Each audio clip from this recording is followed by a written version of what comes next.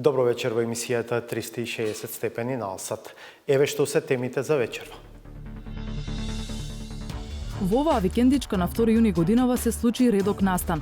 Полицајци да апсат полицајци. На помош се вклучили и специјалците од единицата за брзо распоредување, кои ги лишиле од слобода развеселените колеги поради непочитување на мерките за заштита од COVID-19. 7 месеци подоцна пред камерата на 360 степени проговори и другата страна во приказната. Институциите потрошија повеќе од 8 милиони евра во периодот од март до октомври за набавка на заштитна опрема, но исти работи се купуваа по значително различни цени. Дали во комунално предпријатие за чистење смет на вистина му треба најскап скафандер? Значи, мораше да има систем. Имаме случаеви кои што влегуваат во државата заради транзитирање цигари, а многу често се случува да не излегле од државата. Еден камион има 100.000 евра акцизи за плаќање, зборам за еден шлепер на цигари. Владата со јавно-приватно партнерство воведува систем за следење на горивата и цигарите. Едноставна констатација на сите е доколку ваквите прашања беа пречки за создавањето на Европската унија немаше да постои. Со шефот на дипломатијата по посетата на 4 европски престолнини. По најавата следуваат реклами, па се враќаме со сториите.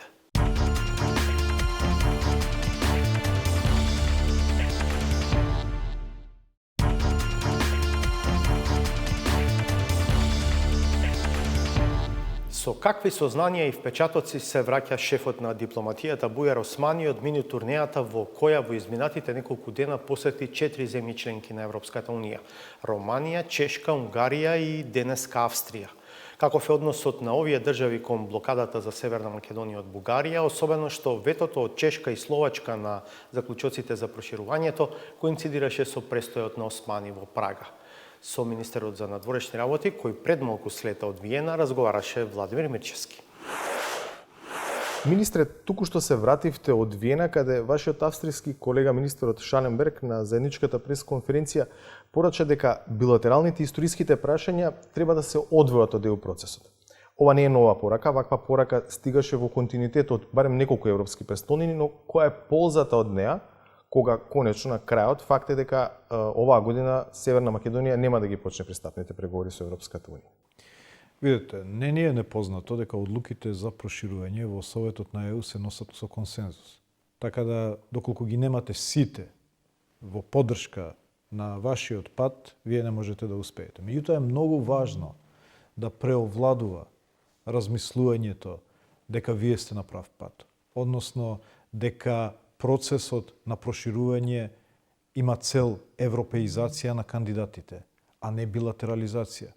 Дека во суштината на процесот беше да се создаде една компетиција во регионот која ќе биде по-демократска, по-европска, а не да се надпреваруваат која земја членка во регионот ќе наметне нивни наратив на кандидатите. И некако повеќе е стравот и дилемата дека се прекршува патот кон кој води процесот на проширувањето, отколку успорувањето на динамиката на која за жал почнавме да навикнеме. Ветото од Чешка и од Словачка за општите заклучоци на Европската унија за проширувањето коинцидираше со вашата посета во Прага. Што значи за Европската унија, токму во периодот на едно амбициозно председателство кој што е германското, да не само што да не успее да постигне одлука за почеток на преговори со Северна Македонија, туку и да заврши годината без да има одлука за заклучоци за проширувањето на самата унија. Видете, мислам дека можеби и поради географската блискост и поради сличното минато, некои земји во непосредното соседство на Балканот најдобро ги знаат последиците доколку во процесот на проширување влезе историјата, историските прашања, билатералните прашања. Бидејќи тие се свесни колку регионот е оптеретен и оптоварен од такви прашања и какви се последици и домино ефект може да има во понатамошниот процес. Едноставна констатација на сите е доколку ваквите прашања беа пречки за создавањето на Европската унија немаше да постои. Туку напротив, Европската унија беше создадена со цел разликите во интерпретациите на историјата и различните погледи на историјата да се стават во функција на создавањето на заедничката иднина. И пред се Европската Унија значи заедничка иднина, а не заедничко минато.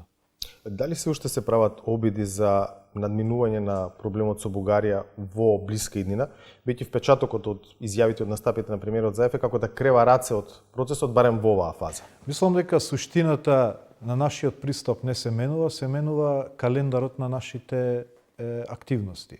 Нашиот календар имаше краен рок декември за отварање на преговорите. Бидејќи не успеа, сега се наметнува друг календар, кој што на кој најверојатно ќе влие изборите, периодот на избори во Република Бугарија.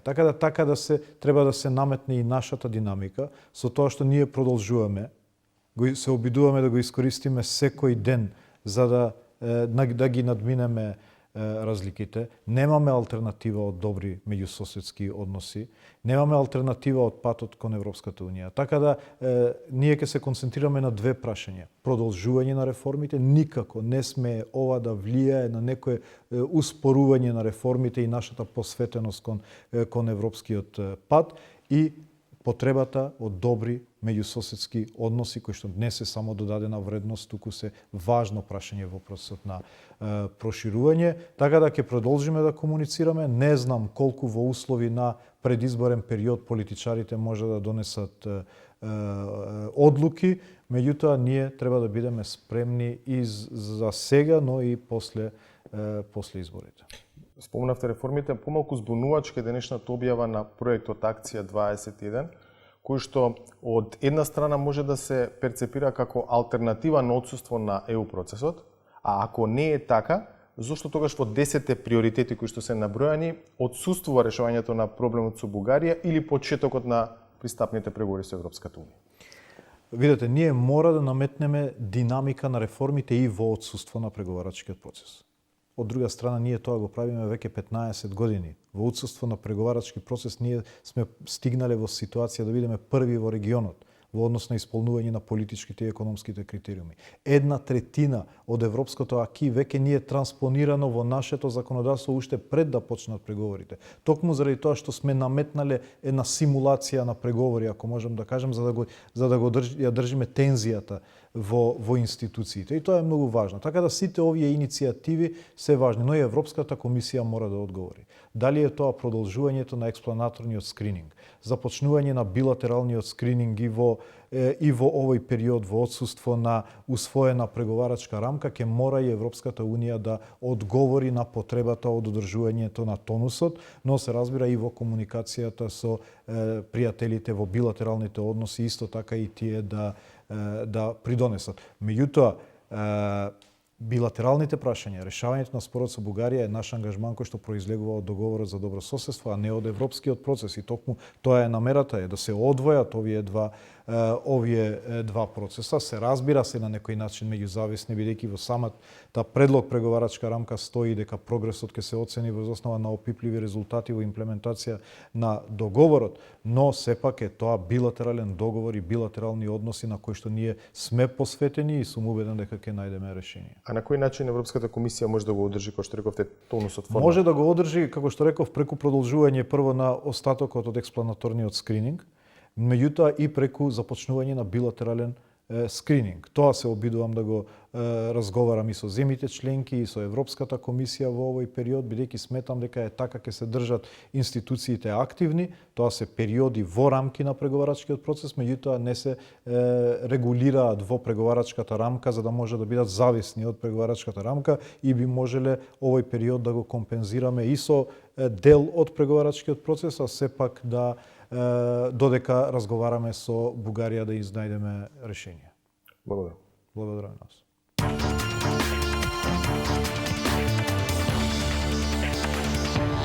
Гледате 360 степени. Полициски функционер од Кратово со своето приватно возило не застанал на сообраќајна контрола од негов колега, пошто добил казна. Неколку недели подоцна, казнетиот учествувал во апсењето на тој што го казнил, затоа што овој недозволено се групирал со други колеги полицајци во време на COVID-19. Ова е само дел од позадината на приказната од Кратовско од јуни годинава, кога полицајци апсеа полицајци во селото Куклица. Случајот сега е пред Кратовскиот суд. Сторијата ја носи Славица Филиповска. На 3 јуни главната вест во земјава беше лидерот на опозицијата Христијан Мицкоски фатен во внатрешноста на кафеана, кога тие смееја да работат само со летните тераси. Па во сенка остана драмата која се случуваше во Кратовско предходната ноќ. Група полицајци оставиле цело село без сон.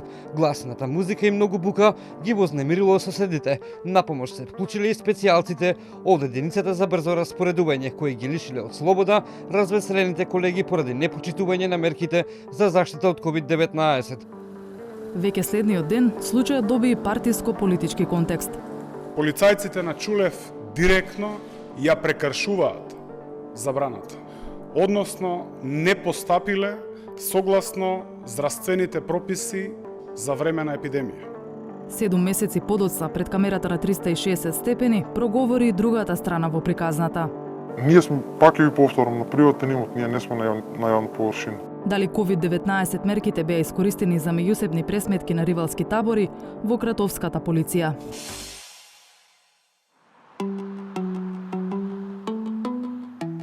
Во оваа викендичка на 2 јуни годинава се случи редок настан. Полицајци да апсат полицајци.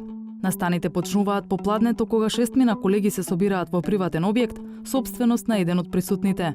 Еден полицаец, инаку симпатизер на СДСМ, треба да чести за прва плата, па за да помине поевтино, наместо во кафеана, одат во викендичката. Полицаецот домакин е член на ВМРО ДПМН. Далеко од забава, значи беше ручек со колеги од иста смена, што постојано работиме заедно. Подоцна, на групата и се приклучуваат двајца повозрасни жители од околината. Поминуваат тука покрај имотот на Александар и од косења беше почнало да роси онака да врне и не замолија да влезат ако можат на имотот да се засолнат. Александар им дозволи да влезат, влегов внатре, седнаа на ручекот, им дадовме по едно пиво. Станавте 8. Станавме 8, да, така. Трета тура гости се уште двајца полицајци кои вршеле обиколка на теренот. Но потоа доаѓаат и несакани гости. Знаете како се разговара, како луѓе што се познават, ние сепак сме колеги, заедно работиме и ден и ноќ сме заедно и со нив сме биле во смена. Почнавме да правиме молби, значи велам 2 до 5 минути поминаа, се појавија старешините, ни побара лични карти. Александар ги праша дали имаат налог да влегуваат на приватен имот, при што истите му одговорија дека има. Значи сите што бевме тука ни рекоа дека сме лишени од слобода. Апсењето не оди лесно. Според нашиот соговорник, собраните во викендичката одбиле да се упатат во полициска станица, бидејќи им било наложено да одат со приватни возила, а тие веќе пиеле. Затоа старешините викнале за силување. На крај интервенираат посебни полициски единици. МВР првично објави видео па го повлече. Во медиумите остана оваа ексклузивна снимка на еден медиум. Групата осомничени за групирање, потоа топтана е однесена во малата полициска станица во Кратово, па пуштени дома. Славениците веќе се казнети дисциплински, со 4 месеци пониска плата, а вкупно 8 теми на полицајци и двајцата цивили се гонати пред суд за непостапување според здравствените прописи во време на пандемија. Но нас не гонат за јавен простор, а не за приватен имот, бидејќи не постои во моментот на апсењето, не постои уредба за организирање прослави на приватен имот, што и сега во моментот владата кога правеше обиди за приватен имот, не им успеа бидејќи било противуставно. И па ако е противуставно сега, било противуставно и пред неколку месеци. Сепак треба да дадете личен пример, а и според внатрешните правилници на МВР се смета дека сте го нарушили угледот на... Да, според внатрешните сметаат, меѓутоа за јавни површини. Ние сме, пак ќе ви повторам, на приватен имот, ние не сме на јавна површина. Без разлика на тоа колку е одговорно и безбедно да се групираат луѓе во време на пандемија, приватноста на граѓаните е заштитена со Уставот. Членот 26 пропишува дека се гарантира неповредливоста на домот. Затоа сите досегашни одлуки на владата за спречување на ширење на коронавирусот се однесуваа исклучиво за јавните простори, а за подома остана на ниво на апели и препораки. Безуспешен обид да се обезбеди поголема надлежност на полицијата за да интервенира и во домовите, имаше есенва преку предлогот за прекројување на Законот за заштита на населението од заразни болести. Таков предлог даде министерот Филипче, повикувајќи се на Комисијата за заразни болести. Се забранува групирање на граѓаните во домовите на семејни прослави, слави, други собири во групи. Во едно живеалиште, стан или куќа, сопствениците дозволено да примат најмногу 4 луѓе, односно на семеен настан да бидат сите кои се со живеалиште на таа адреса плюс најмногу 4 други. Ова најде на бура реакции во јавноста поради неуставноста на предлогот. Секако дека уставно загарантираното право на неповредливост на домот тоа останува и тука не може да делува полицијата од овој аспект. Секако дека доколку постои одредена пријава, ќе треба да се делува, меѓутоа да се запазат тие уставни начела кои што ќе значат неповредливост на домот. Владата соопшти дека е неопходна измена во Законот за заштита на населението од заразни болести, за да може полицијата да интервенира дома. Но поради жестокиот притисок на јавноста за неуставноста на мерката, ваквиот предлог не заживеа. Во времето кога се случил настанот во Куклица, полицијата имала право да тропне на сечија врата со обезбеден судски налог, како што било од секогаш. Во конкретниот случај, надлежните тврдат дека пријавата стигнала од граѓанин. Но Куклица е село од разбиен тип, а до викендичката има само една куќа и ресторан, при што единствениот сосед вели дека ќе сведочи на суд дека немало ништо надвор од дозволеното. Се собра тука неколку луѓе дента, као нормално како секој ден, немало никакви причина за пријава за вознемирување. Така да. И вие разбравте од медиумите? Да, утре дента. Меѓутоа да имало гласна музика или гужви немало. Тоа знам бидејќи тука сме нон-стоп, цело време сме тука. Како полицијата однапред знаела дека се прекршуваат мерки за да упадне во приватен имот во Куклица? Обвинетите се речиси сигурни дека во позадина се нарушените лични односи во полицијата, што приватни, што партиски. Александар Наковски му пиша глоба за нерегистрирано возило на помошник командирот на полициска станица Кратово. Значи, недела дена или две пред тоа, сега не знам кога беше настанот, и за одбивање на наредба, бидејќи истиот одби да соработува и им избега со возилото. Тој помошник командир учествува во акцијата за апсење на Александар и другите полициски службеници. Не знам дали е казнен по налозите што му ги има напишано истиот, тоа мобара треба да се изјасни, или е спасен истиот. А по изборите е награден и ставен заменик командир на полициска станица Кратово. Значи, кога можат обичните граѓани да ги тераме да регистрираат возила, ќе регистрира и помошник командирот од Кратово. Да, но кога ги тераме обичните граѓани да не се групираат, па и да апелираме и во приватни имоти, истото важи за полициските службеници. Точно да така, ја тоа го потврдувам дека е така. Значи сега треба да не се групира поголема група на луѓе, меѓутоа знаете вие, ја па ви реков дека нема уредба во моментот. Може би имаме дел кривица што сме биле тука, иако ние сме како едно семејство, бидејќи сме постојано работиме заедно, колку и да сакаме да се заштитиме едни од други не можеме. Затоа што кога приведуваш лице, како ќе се заштитиш еден од друг? Нашиот соговорник тврди и дека дел од кратовските полицајци сега се прераспределени по други станици, а во Кратово доаѓаат полицајци од други места. Од МВР не сакаа да ги коментираат обвинувањата за лични и политички пресметки, ниту да зборуваат за судскиот процес. Од Кумановското обвинителство пак велат дека постапиле согласно кривичната пријава поднесена од МВР, дека осомничените го сториле кривичното дело, не постапување според здравствените прописи за време на епидемија од член 206 став 1 од кривичниот законник.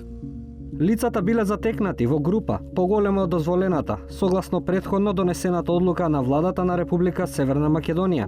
Имено, поради прогласената пандемија, владата на РСМ донесе низа мерки и прописи со кои беше ограничено движењето и групирањето на граѓаните, меѓу кои и забрана за одржување настани и секаков вид на јавни и приватни собири. Ако се разгледаат службените весници од периодот на вонредната состојба, не може да се најде таква уредба за каква што говорат од обвинителството. Единствено, има уредба со законска сила од 20 март која се однесува на Законот за јавни собири, а со која се забранува одржување на јавни собири. При тоа, воопшто не се споменуваат приватни собири или собири на приватен имот. Обвинетите од случајот Куклица се надеваат дека судот ќе пресуди во нивна полза. Се надам дека судиите ќе излезат попаметни од нашиве во МВР и ќе знаат добро да го толкуваат законот и да не ослободат. Судскиот спор се води во Кратовскиот суд. по две одложени, осомничените се надеваат дека по нова година конечно ќе се одржи првото рочиште. Собирот во Куклица не е модел на однесување што треба да се следи, но докаде оди надлежноста на полицијата, потсети министерот за здравство во пресрет на празниците. Тоа останува на свеста и на совеста на граѓаните. Нема друг механизам во овој дел, за жал. Не може да тука следи некаква забрана со оглед на тоа што интегритетот на домот е загарантиран со Уставот. Имаме случаи кои што влегуваат во државата заради транзитирање цигари, а многу често се случува да не излегне од државата. Еден камион има 100.000 евра акцизи за плаќање, зборам за еден шлепер на цигари. Владата со јавно-приватно партнерство воведува систем за следење на горивата и цигарите. Да се скрши керамида со рак, особено со глава, бара ментална дисциплина, ментална строгост и силен ум. Јас би рекол празна глава, керамиди не крши. Саботажа. Струмичкото јавно предпријатие за чистење смет купило најскапи скафандери за заштита од COVID-19 со степен на заштита повисок дури и од скафандерите што ги набавиле некои болници. Државни институции купиле маски со стандардот N92 за 66 денари по парче, додека други ја платиле истата роба 5 пати поскапо, 313 денари за парче. Податоците кои ги обелоденува Центарот за граѓански комуникации го наметнуваат прашањето зошто. Дали огромните разлики при итните COVID-19 набавки се резултат на брзоплетост, недостаток на информација или корупција, истражуваат Државната комисија за спречување на корупцијата и Државниот завод за ревизија. Петар Клинчарски. 26 февруари е датумот кога во Македонија официјално е регистриран првиот случај на коронавирус. Пациентката е позитивна за вирусот COVID-19, што значи дека е таа првиот пациент во Скопје диагностициран за заболена со овој причинител. Итниот одговор на новата болест вклучуваше и итни набавки. Под тој превес, институциите потрошија повеќе од 8 милиони евра во периодот од март до октомври за набавка на заштитна опрема, маски, скафандери и ракавици. Но исти работи се купуваа по значително различни цени. Во сета оваа криза, освен што ризиците на корупцијата се зголемија, се покажа и недоследностите во, да кажам, немањето системски документи и процедури за планирање и за реализација на набавки во вакви кризни ситуации. Транспарентноста во постапките на јавните набавки, разликата во цените, рокот и квалитетот на испорачаните услуги се само дел од она што го чешлаат антикорупцијска и Државниот завод за ревизија, на чии се адреси ќе чукнат за проверка.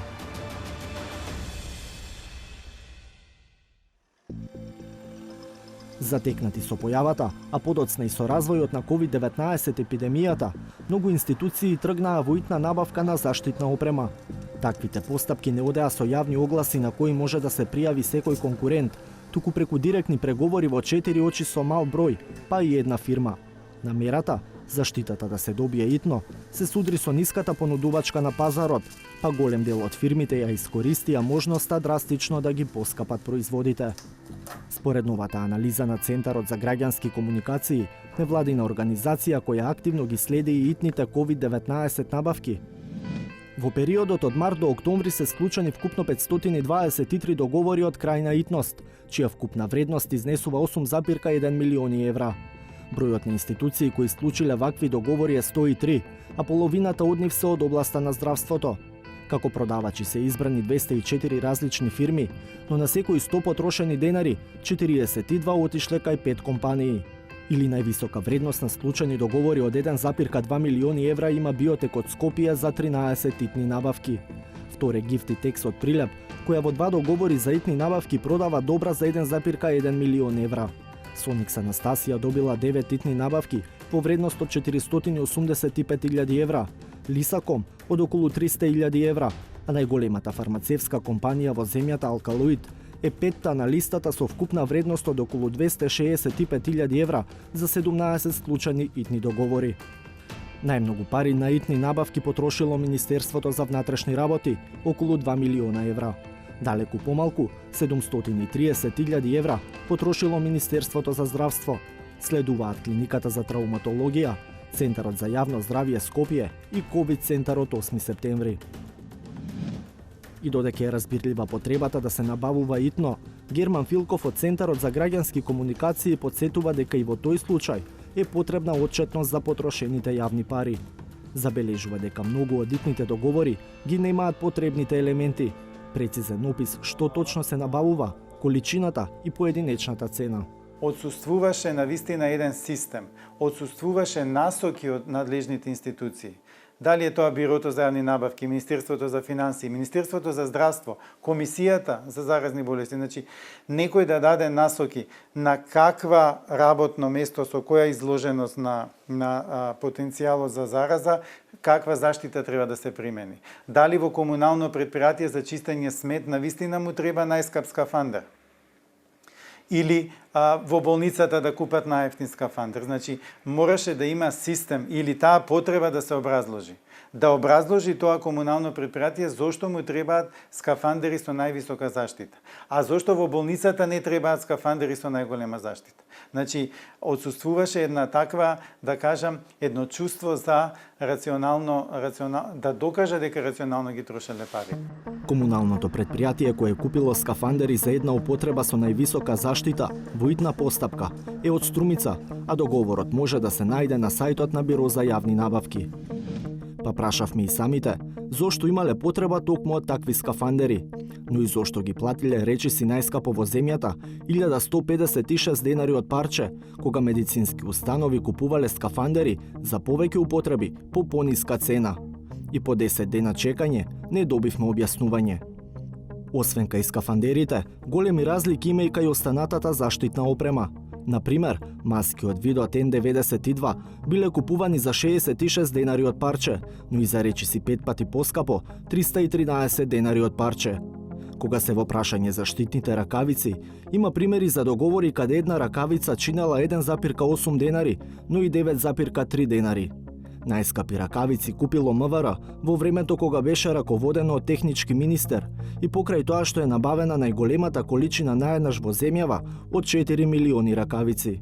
Зошто Министерството платило најскапи ракавици покрај пазарната логика дека кога купуваш повеќе, цената по парче би требало да биде пониска? Од МВР не одговараа директно на прашањето, туку објаснуваа дека е реализирана само половина од набавката, вредна 40 милиони денари. Во текот на март спроведена е постапка со преговарање за набавка на, како што рековте, заштитна опрема и уреди за телесна температура без објава на јавен оглас. Склучена е рамковна спогодба, а она што прашувате за рамковната спогодба со фирмата Биотек, реализирани се околу 24 милиони денари. Ангеловски додава и дека документацијата за тендерот веќе им била побарана од антикорупцијската комисија. Да, вршени се проверки и она што е потребно како документација е доставено. Овие огромни разлики во цени, според Герман Филков, можеле делумно да се надминат ако имало подобри насоки од надлежните институции. Поголема рационалност според него би се постигнала и доколку се спроведувале групни набавки, например, за сите здравствени установи. Не оние специфичните што може би и требаат на болницата во Битола, но не и требаат на, болницата во Штип. Меѓутоа, оние заеднички можеше да се направи навреме да се обезбеди, да се направи една набавка и да им се даде насоки на тие институции што да набават, некакви ориентациони цени да им се даде за да се знае дека над таа цена може би се приплаќа. Имавме пред неколку денови една консултативна средба со представниците за јавни набавки на многу институции, на 50 на институции во земјава. Сите ја истакнаа потребата од еден таков, дека ќе им користеле многу едни такви насоки дадени било од која надлежна институција, за да знаат од прилика како да се движат со набавките, а не да бидат буквално ставени сами на себе, каде уште повеќе ризикот од корупција, мислам дека има плодна почва. Истражувањата на Центарот за граѓански комуникации веќе го привлекоа интересот на антикорупцијската комисија, која уште во средината на април најави мониторинг на COVID-19 тендерите. Причината беше зголемениот ризик од корупција. Подоцна им се приклучи и Државниот завод за ревизија, кој го додаде следењето на тендерите и распределбата на донациите во својата годишна програма. Од ДКСК велат дека имаат неколку оформени предмети и дека ги работат заедно со Државниот завод за ревизија. Со цел проверка на наводите и утврдување на фактичката состојба во конкретниот предмет, Државната комисија за спречување на корупција побара податоци и информации со прилог документација во врска со посочените постапки од повеќе државни институции, при што во законски утврдениот рок тие беа доставени до Државната комисија за спречување на корупција. Во тек е постапката на анализирање на прибавените информации и документација во соработка со Државниот завод за ревизија. Во Државниот завод за ревизија не откриваат детали за конкретни предмети, но велат дека под ревизија се набавките и донациите на 42 институции, меѓу кои на Генералниот секретаријат на владата, министерства, општини и акционерски друштва во државна сопственост, но и 23 јавни здравствени установи и ковид центри. Во пари, предмет на работа на ревизорите се тендери во вкупна вредност од 5,5 милиони евра, што е околу 80% од вкупно доделените договори. Кај донациите пак се чешла нефинансиската помош, која е во висина од над 1 милион евра. Одлуката на ревизија да провери, а антикорупцијска потоа потенцијално и да постапува, не е релевантна само за периодот што помина. COVID-19 кризата постојано носи нови ризици, кога е во прашање транспарентноста и корупцијата. Последниот голем врел договор е оној за чувањето на вакцините. Министерството за здравство во постапка без објавување на јавен оглас одлучи работата да им ја даде на 5 компании. Нема ништо нетранспарентно. Ние ги објавуваме и состаноците, објавуваме и слики од нашите посети и сакам да изразам благодарност заради тоа што сите компании кои што се практично во овој систем на чување и дистрибуција на вакцините дадоа согласност да тоа го прават апсолутно без никаков надомест. Дилемата и во овој случај е иста. Законот дозволува директно договарање во итни ситуации, но дали средби и консултации во тесен круг се доволни за една набавка да биде наречена транспарентна. Од наплата на акцизи на горивата, цигарите и алкохолот, земјава годишно собира повеќе од 400 милиони евра. Минатата недела владата најави дека ќе го менува системот со кој ги следи акцизните стоки и ја собира јавната давачка со вклучување приватен партнер, но јавноста остана покуса за детали како тоа ќе се изведе. Галина Николовска-Ризвановиќ се обиде да дознае повеќе на оваа тема. На седницата одржана на 15 декември, владата одлучи да почне постапка која треба да заврши со јавно-приватно партнерство за воспоставување електронски систем за следење на акцизни добра. За да се спроведе идејата, владата формирала и комисија од повеќе институции која Во рок од 60 дена до владата треба да достави предлог правни акти за функционирање на електронскиот систем за следење на акцизни добра, како и за постапката за воспоставување јавно-приватно партнерство. Целта на воведувањето нов начин на контрола на нафтата, цигарите и алкохолот, според премиерот Зоран Заев, е борба против сивата економија. Но зошто приватен партнер кога таа работа веќе ја прави царината? Јас сум задоволен од работата на Царинската управа како работи, нормално, но не сум до крај задоволен како се справува со сивата економија, заради тоа што и системите кои што досега ги имат не дават резултати. 360 степени побара објаснување каков е тој нов систем за следење на акцизни добра кој го посакува владата и зошто државата не може сама да го спроведе. Цигарите, алкохолот и нафтените деривати се најчестата асоциација кога ќе се спомене акцизна стока, а самата акциза е дополнителен данок на одредени добра и услуги кои се особено важни за полнењето на буџетот на една држава. Например, во Македонија на секој литар Евро Супер 95 кој чини 60 денари, близу 24 денари од цената се акциза, без другите даноци и давачки. На секој литар дизел кој сега чини 53,5 денари, се плаќа акциза од 18 денари. Само лани, државата преку акцизи собрала 424 милиони евра или на секој 100 денари приходи во буџетот 13 денари биле од акцизи. Единствениот друг данок на потрошувачка кој носи повисок приход е данокот на додадена вредност. Бидејќи се толку важни за буџетот, секоја држава постојано бара начин како да ги следи и даночи акцизните добра. Во случајот со цигарите, например, контролата се врши преку посебна маркичка. Според интернет страницата на Царинската управа, оваа институција е единствениот надлежен орган за акцизите на територијата на цела држава. Па иако само таа е надлежна, идејата за нов систем за следење на акцизни добра не дошла од царината. Дел од медиумите тврдеа дека идејата е на поранешниот генерален секретар Драги Рашковски, што премиерот го отфрла. Сакам да напоменам дека ова не е некој што вика на бившиот генерален секретар Рашковски, не, ова е предлог на владата, потекнува од мене, од економскиот совет, од економските министри, генералниот секретар нормално беше задолжен да ги спроведува сите правни постапки кои што работи во функција на владата. Независно од каде дошла идејата, 360 степени побара дополнителни објаснувања од владата за начинот на кој ќе функционира системот, кој на државата сега и носи над 400 милиони евра годишно. Улогата да објасни му беше доделена на Анастас Маженковски, помошник директор за акцизи во царината. Меѓу првите работи што тој не ги одговори е дека царината веќе има електронски систем за следење на акцизните добра. Она што сега се најавува според него е надградба на тој систем, поради што и се бара приватен партнер.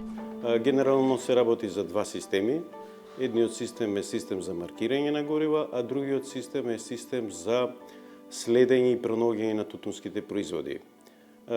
Сегментот за следење и контрола на тутунските производи, пронаоѓање, така наречен track and trace. Искуство со сличен систем за следење на тутунските производи во последниве години имаат земјите од Европската Унија. Брисел усвои неколку директиви што во пракса значеа дека акцизните добра добиваат посебен код уште при излез од фабрика, дека испораката не е можна пред нарачката да ја потврди и купувачот и дека при секој чекор стоката мора да биде регистрирана во посебен систем.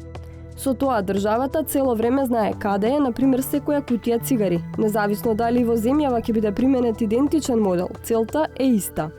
Крајната цел е да се знае комплетно низ кои фази, низ кои земји, низ кои економски оператори поминуваат овие цигари, се до крајната цел, последното место каде што се става самиот производ во продажба. Тоа би значило дека со еден обичен клик на цигарите, доколку има QR код самата маркичка, ќе може да се види од каде потекнува, кој е изворот, каде е произведена и така натаму. И додека цигарите ќе се следат со посебни маркички и кодови, за нафтените деривати има друг систем. Горивата во цистерните наменети за македонскиот пазар ќе бидат обележани со вбризгување маркери. Кога еден камион би транзитирал, например, во низ нашата земја и нелегално би скршнал од патеките, таквото гориво нема да биде маркирано и доколку се појави на бензинските станици, преку системот на маркирање тоа ќе биде регистрирано, откриено и тоа автоматски фактички ќе ги одвраќа сите тие структури кои што сака да се бават со нелегална трговија. Но зошто има потреба од јавно-приватно партнерство и дали е тоа признание дека државата не е способна самата да се носи и справува со овие проблеми?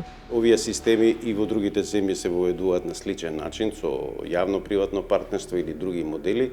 Државата во секој случај ќе си има контрола на податоци, на следливост, на сите тие работи. Државата воопшто нема да ги изгуби тие ингеренции, напротив има постапки во кои што државата треба дополнително да ангажира одредени лица непотребно и затоа се прибегнува на систем на јавно-приватно партнерство да се спроведе ефикасно и ефективно. Дали значи дека Царинската управа ќе се откаже од дел од ингеренциите? Никако Царинската управа нема да се откаже во ниеден сегмент од своите ингеренции, напротив овие системи се на дополнување на веќе постојните системи што Царинската управа ги има. Колку ќе чини новиот систем, засега нема проценки барем за јавноста. Надежта на владата и премиерот е дека трошокот ќе се покрие со поголеми приходи во буџетот. Имаме случаеви кои што влегуваат во државата заради транзитирање цигари, а многу често се случува да не излегле од државата. Еден камион има 100.000 евра акцизи за плаќање, зборам за еден шлепер на цигари. Идејата до нејзина реализација секако е подложна на промени, но во следните 2 месеца ќе треба да се отворат сите карти и да и се објасни на јавноста како владата планира да ги собира акцизите во иднина и зошто не може тоа да го прави сама. Ќе одиме на уште една пауза за реклами, по која ќе видиме саботажата. Останете на Алсат.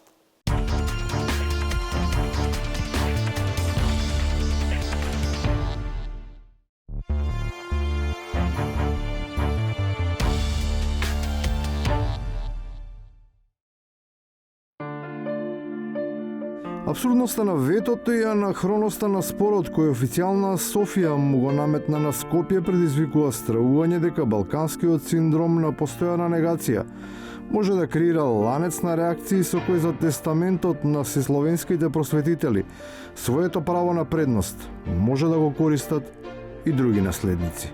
Хрватска е веќе ушла во Европска унија и замислите Србија кад треба да уđe, а Хрватска овако каже: ми немамо ништа да Србија уđe у Европску унiju, kao što Бугари кажу за Македонија.